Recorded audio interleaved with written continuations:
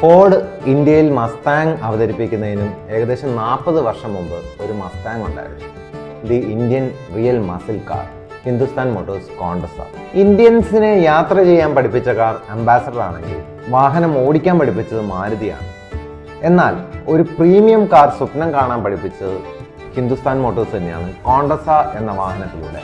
1984 Contessa launch ചെയ്യുമ്പോൾ popular ആയിക്കൊണ്ടിരുന്ന മാരുതിയുടെ വില 47,500 ആയിരുന്നു. ആ സമയത്ത് ഹിന്ദുസ്ഥാൻ മോട്ടോഴ്സ് പ്രീമിയമായി പൊസിഷൻ ചെയ്യാനായിട്ട് തന്നെ 83,000 മുകളിൽ വിലയിലാണ് കോണ്ടസ ലോഞ്ച് ചെയ്തത്.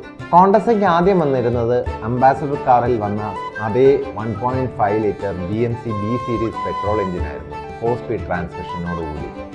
അതിൻ്റെ പവർ ഔട്ട്പുട്ട് 50 ഹോഴ്സ് പവർ ആയിരുന്നു.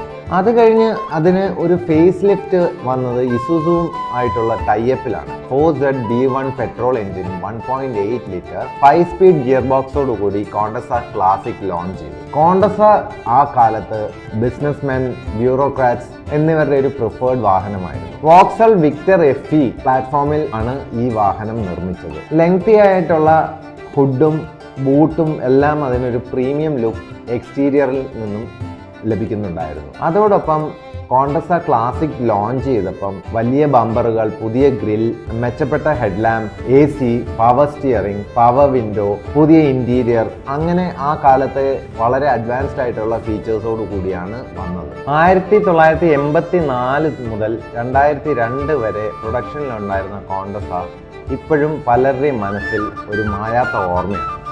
ഒരുപാട് കളക്ടേഴ്സ് നല്ല രീതിയിൽ ഈ വാഹനത്തെ ഇപ്പോഴും മെയിൻറ്റെയിൻ ചെയ്തു പോകുന്നുണ്ട്. ഇപ്പോഴും പുതുതലമുറയിൽപ്പെട്ട ആളുകൾ കോണ്ടസ റോഡിൽ കൂടെ പോയാൽ ഒന്ന് തിരിഞ്ഞു നോക്കാതിരിക്കില്ല. Happy motoring.